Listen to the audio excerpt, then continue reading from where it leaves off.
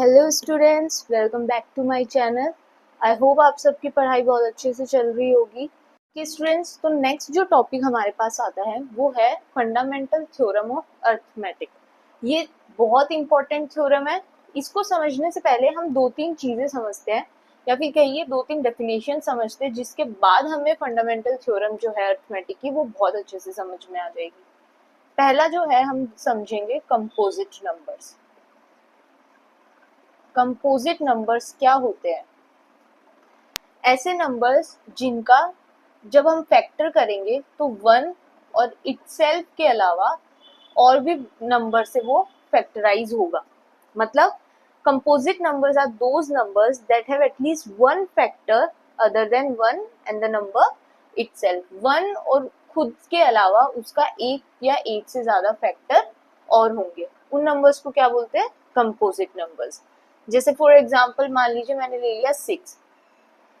अब 6 का जब हम फैक्टराइज करेंगे तो 6 का फैक्टराइज क्या होगा? 2 इंटू 3। ये फैक्टराइज हुआ 6 का।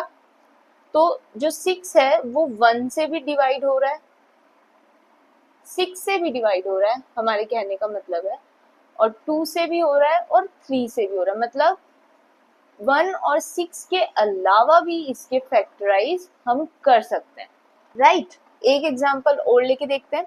जैसे हमने लिया 10। अब 10 के अगर हम फैक्टर्स करेंगे तो क्या क्या होंगे? 1, 2, 5 और 10। ऐसे नंबर्स को क्या कहा जाता है? Composite numbers. दूसरे हमारे पास क्या आते हैं? Prime numbers. प्राइम नंबर्स कौन से नंबर्स होते हैं? ऐसे नंबर्स जिनका फैक्टराइज करने पे वो सिर्फ खुद से यानी कि सेल्फ और 1 से डिवाइड हो। मतलब उनके जो फैक्टर है वो क्या क्या हो? या तो वो खुद से, उनके फैक्टर क्या क्या हो सकते हैं? या तो खुद या फिर 1। एग्जाम्पल लेके देखते हैं। 3 हुआ। 3 के फैक्टर्स क्या क्या होंगे? एक तो 1 और एक खुद 3। तो ये क्या हो गया? Prime number. 3 को हम क्या बोलेंगे? Prime number. एक और एग्जाम्पल लेके देखते हैं। 7। 7 का जब हम फैक्टर कर देखेंगे तो 7 के फैक्टर क्या क्या आएंगे? एक तो 1 और एक 7 खुद। ऐसे नंबर्स जिनके फैक्टर या तो वो खुद होते हैं या फिर 1 होता है, ऐसे नंबर्स को क्या बोला जाता है? Prime number. अब फंडामेंटल थ्योरम ऑफ अर्थमेटिक समझने से पहले हम एक इम्पॉर्टेंट टॉपिक है प्राइम फैक्टराइजेशन, वो और समझेंगे। प्राइम फैक्टराइजेशन कैसे किया जाता है किसी भी नंबर का। तो मान लीजिए हमारे पास जो नंबर है वो है 270। अब हमें पूछा है इसका प्राइम फैक्टराइजेशन करिए। तो प्राइम फैक्टराइजेशन मतलब हम उसका एलसीएम निकालेंगे, राइट? एलसीएम निकालने के लिए हमें रूल्स पता है कि सबसे जो छोटा नंबर होता है 2 से हम स्टार्ट करेंगे, कि 2 से लेकर हम आगे जाते जाएंगे कि किस किस से डिवाइड हो रहा है। तो सबसे पहले हम देखेंगे कि क्या ये नंबर 2 से डिवाइड हो रहा है। तो 270 को हम 2 से डिवाइड करके देखेंगे कितनी बार हो रहा है।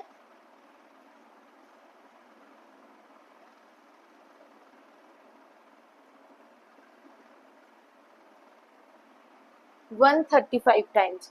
तो ये 2 से डिवाइड हो रहा है कितनी बार? 135। अब हम फिर से देखेंगे, हमें दिख रहा है 2 से डिवाइड नहीं हो रहा है, क्योंकि 2 में जो लास्ट डिजिट है वो 5 कभी नहीं आती है, राइट? तो अब हम देखेंगे 2 के बाद कौन सा आता है नंबर? 3। तो हम चेक करेंगे कि ये 3 से डिवाइड हो रहा है या नहीं हो रहा है। तो 3 से डिवाइड करके देखें। 3 4 ज़ा 12 और ये आ गया हमारे पास 3 5 ज़ा 15। तो ये नंबर 3 से डिवाइड हो रहा है, तो यहाँ पे क्या आ जाएगा? 45, राइट? अब 45 2 से तो अब डिवाइड होगा नहीं, क्योंकि 2 से अगर डिवाइड होना होता तो यहाँ पे भी हो जाता। लेकिन अब हमें वापस क्या देखना है?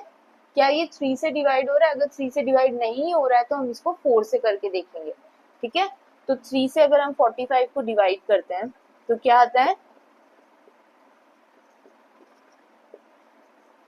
ये 3 से डिवाइड हो रहा है, क्योंकि रिमाइंडर हमारे पास क्या आ रहा है? 0। तो ये 3 से डिवाइड हो रहा है। अब हमें पता है 3 की टेबल में 15 आता है, तो ये वापस 3 से डिवाइड होगा। और लास्ट में क्या आएगा हमारे पास? 5, क्योंकि 5 क्या है, एक प्राइम नंबर।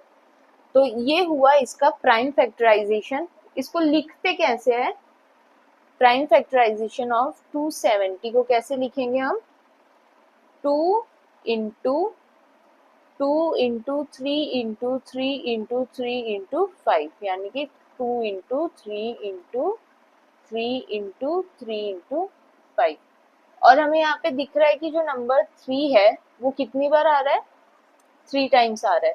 तो हम इसको शॉर्ट में कैसे लिखेंगे, 3 की पावर 3, यानी कि 3 क्यूब मल्टीप्लाई बाई 5।